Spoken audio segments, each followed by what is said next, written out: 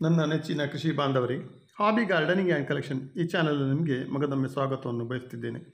ಮಿತ್ರರೇ, ನಾನು ಇವತ್ತು ಅಕ್ಕಿ ಅಂದರೆ ರೈಸ್ ಇದರಲ್ಲಿ ಹೆಚ್ಚು ಮಹತ್ವ ಪಡೆದಿರುವಂತಹ ಪ್ರಮುಖ ತಳಿಯಾಗಿರುವಂತಹ ಬಾಸ್ಮತಿ ಅಕ್ಕಿ ಇದರ ಬಗ್ಗೆ ವಿಡಿಯೋ ಮಾಡ್ತಿದ್ದು, ಇಲ್ಲಿ ನಾನು ಮುಖ್ಯವಾಗಿ ಅಕ್ಕಿಯ ಪ್ರಾಮುಖ್ಯತೆ, ಇದರ ಬೇಡಿಕೆ, ಪೂರೈಕೆ, ಬೆಲೆ, ಬೆಳೆಸಿಕೊಳ್ಳುವಂತಹ ರೀತಿ, ಬೇಕಾದಂತಹ ಹವಾಗುಣ, ಮಣ್ಣು, ಮಳೆಯ ಪ್ರಮಾಣ, ಅಕ್ಕಿಯ ಪೌಷ್ಟಿಕ ಗುಣಲಕ್ಷಣಗಳು, ಪ್ರಮುಖವಾದ ಇಲ್ಲಿ ಬರುವಂತಹ ಪ್ರಮುಖ ತಳಿಗಳು ಇತ್ಯಾದಿ ವಿಷಯಗಳ ಬಗ್ಗೆ ಮಾಹಿತಿ ಒದಗಿಸಲಿದ್ದು, ಅದನ್ನು ಆರಂಭಿಸುವುದಕ್ಕಿಂತ ಮೊದಲು ಕೃಷಿ ಪ್ರಿಯರಾದ ತಮ್ಮಲ್ಲಿ ನಮ್ಮ ಕೃಷಿ ಆಧಾರಿತ ಕನ್ನಡ ಚಾನಲನ್ನು ಸಬ್ಸ್ಕ್ರೈಬ್, ಲೈಕ್, ಶೇರ್ ಮಾಡುವರೇ ಕೇಳಿಕೊಳ್ತಿದ್ದೇನೆ.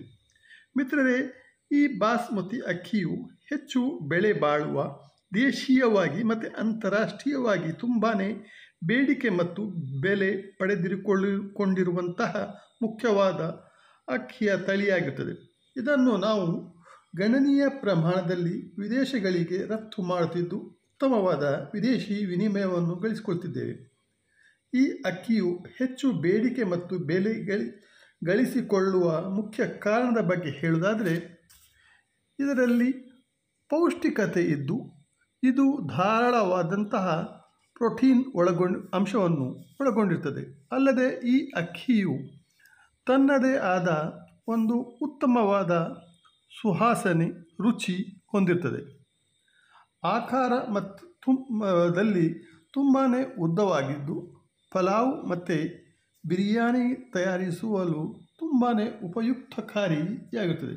ಇದನ್ನು ನಮ್ಮ ದೇಶದಲ್ಲಿ ಹೆಚ್ಚು ಕಡಿಮೆ ಅಕ್ಕಿ ಬೆಳೆಸುವ ಎಲ್ಲ ರಾಜ್ಯಗಳಲ್ಲಿ ಧಾರಾಳವಾಗಿ ಬೆಳೆಸಿಕೊಳ್ಳಲಾಗ್ತದೆ. ಇದನ್ನು ಸುಲಭವಾಗಿ ಬೆಳೆಸಲು ಅದರಲ್ಲಿ ಬರುವಂತಹ ತಳಿಗಳ ಬಗ್ಗೆ ತಿಳಿದುಕೊಂಡು, ಯಾವ ಪ್ರದೇಶದಲ್ಲಿ ಯಾವ ವಾತಾವರಣಕ್ಕೆ ಯಾವ ತಳಿಯು ಮುಖ್ಯವಾಗಿರ್ತದೆ ಎಂಬುದನ್ನು ನೋಡಿಕೊಂಡು ವ್ಯವಸಾಯ ಮಾಡುವುದು ತುಂಬಾ ಮುಖ್ಯವಾಗುತ್ತದೆ.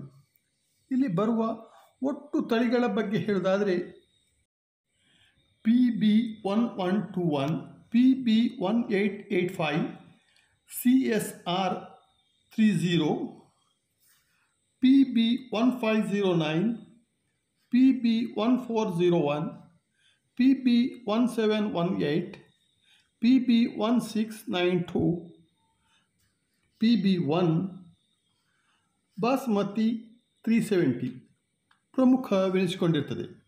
ನಾವು ತಿಳಿಸಿದ ತಳಿಗಳಲ್ಲಿ ಪ್ರಮುಖವಾದ ಮತ್ತು ಪ್ರಸಿದ್ಧವಾದ ಒಂದೆರಡು ತಳಿಗಳ ಬಗ್ಗೆ ಕೆಲ ಮುಖ್ಯ ಅಂಶಗಳನ್ನು ತಿಳಿಸಲಿದ್ದು, ಮೊದಲನೇದಾಗಿ CSR30. ಇದು ಪ್ರಮುಖವಾದ ಮತ್ತು ಸುಲಭವಾಗಿ ಬೆಳೆದುಕೊಳ್ಳುವ ಒಂದು ತಳಿಯಾಗಿದ್ದು, ಪೌಷ್ಟಿಕವಾದ ಮತ್ತು ಉದ್ದವಾದ ರುಚಿಕರವಾದ ಅಕ್ಕಿಯು ನೀಡುತ್ತದೆ. ಇದರಲ್ಲಿರುವ ಡ್ರಾಬ್ಯಾಕ್ ಅಂದರೆ ಅನಾನುಕೂಲತೆಗಳೆಂದರೆ, ಇದು ಟಾಲ್ ವೆರೈಟಿಯಾಗಿದ್ದು ಸುಮಾರು 156 ಸೆಂಟಿಮೀಟರ್ ಎತ್ತರಕ್ಕೆ ಬೆಳೆದುಕೊಳ್ಳುತ್ತಿರುತ್ತೆ. ಇದರ ಬುಡ ಅಷ್ಟೇನು ಗಟ್ಟಿಯಾಗಿರುವುದಿಲ್ಲ. ಆದ್ದರಿಂದ ಪೈರು ಬೆಳೆದ ನಂತರ ಗಾಳಿ ಮಳೆ ಬಂದರೆ ಅಡ್ಡ ಬೀಳುವ ಸಂಭವ ಜಾಸ್ತಿ ಇದ್ದು ಕೆಲವೊಮ್ಮೆ ಇಳುವರಿ ಹಾಳಾಗುವ ಪ್ರಮೇಯವು ಬರ್ತದೆ. ಇನ್ನು ಎರಡನೇ ತಳಿ ಬಗ್ಗೆ ಹೇಳುವುದಾದರೆ, ಅದುವೇ PB1121. ಇದು ಕೂಡ ತುಂಬಾ ಉದ್ದವಾದ, ರುಚಿಕರವಾದ ಮತ್ತು ಒಳ್ಳೆಯ ಪರಿಮಳಯುಕ್ತ ಅಕ್ಕಿ ನೀಡುತ್ತದೆ ಮತ್ತು ತುಂಬಾ ಪೌಷ್ಟಿಕತೆಯಿಂದ ಹೊಂದಿರ್ತದೆ. ಆದ್ದರಿಂದಲೇ ಇದು ತುಂಬಾ ಹೆಸರುವಾಸಿಯಾಗಿದ್ದು ಉತ್ತಮ ಮಟ್ಟದ ಇಳುವರಿಯನ್ನು, ಅಂದರೆ ಸಾಧಾರಣ ಒಂದು ಎಕರೆಗೆ ಸುಮಾರು 20 ರಿಂದ 22 ಕ್ವಿಂಟಾಲ್ ಇಳುವರಿ ಸುಲಭವಾಗಿ ದೊರೆಯುತ್ತದೆ. ಇದು ಸುಮಾರು 140 ಸೆಂಟಿಮೀಟರ್ ಎತ್ತರಕ್ಕೆ ಬೆಳೆದುಕೊಳ್ತದೆ. ಈ ತಳಿಯು ಡ್ರಾಬ್ಯಾಕ್ ಅಂದರೆ ಅನಾನುಕೂಲತೆಗಳ ಬಗ್ಗೆ ಹೇಳೋದಾದರೆ, ಇದರ ಬುಡವು ಅಷ್ಟೇನು ಗಟ್ಟಿಯಾಗಿರದೆ ಗಾಳಿ ಬಂದಾಗ ಅಡ್ಡ ಬೀಳುವ ಸಂಭವ ಇಲ್ಲಿಯೂ ಇರ್ತದೆ. ಮತ್ತು ಕಟಾವು ಮಾಡುವಾಗ ತಡವಾದರೆ ಭತ್ತ ಉದುರುವ ಸಮಸ್ಯೆಯು ಈ ತಳಿಯಲ್ಲಿದ್ದು, ರೋಗ ನಿರೋಧಕ ಶಕ್ತಿಯು ಅಷ್ಟೇನು ಉತ್ತಮವಾಗಿರುವುದಿಲ್ಲ. ಇನ್ನು ಇದರಲ್ಲಿ ಬರುವಂತಹ ಇನ್ನೊಂದು ತಳಿಯ ಬಗ್ಗೆ ಹೇಳೋದಾದರೆ, ಅದುವೇ BP1885. ಇದು ಮೇಲೆ ತಿಳಿಸಿದ ಎರಡೂ ತಳಿಗಳ ಅನಾನುಕೂಲತೆಗಳನ್ನು ಗಮನದಲ್ಲಿಟ್ಟುಕೊಂಡು ಅಭಿವೃದ್ಧಿಪಡಿಸಿದ ಸುಧಾರಿತ ತಳಿಯಾಗಿರುತ್ತದೆ. ಇದರ ಬುಡ ತುಂಬಾ ಗಟ್ಟಿಯಾಗಿದ್ದು ಪೈರು ಕಡಿಮೆ ಎತ್ತರ ಅಂದರೆ ಕೇವಲ 110ರಿಂದ 115 ಸೆಂಟಿಮೀಟರ್ ಬೆಳೆದುಕೊಳ್ತದೆ. ರೋಗ ನಿರೋಧಕ ಶಕ್ತಿಯು ಉತ್ತಮವಾಗಿದ್ದು ಎಲ್ಲ ವಾತಾವರಣಗಳಲ್ಲಿಯೂ ಉತ್ತಮವಾಗಿ ಬೆಳೆದುಕೊಳ್ತದೆ ಮತ್ತು ಒಂದು ಎಕರೆಗೆ ಸುಮಾರು 20 ಕ್ವಿಂಟಾಲ್ ಇಳುವರಿ ನೀಡುತ್ತದೆ.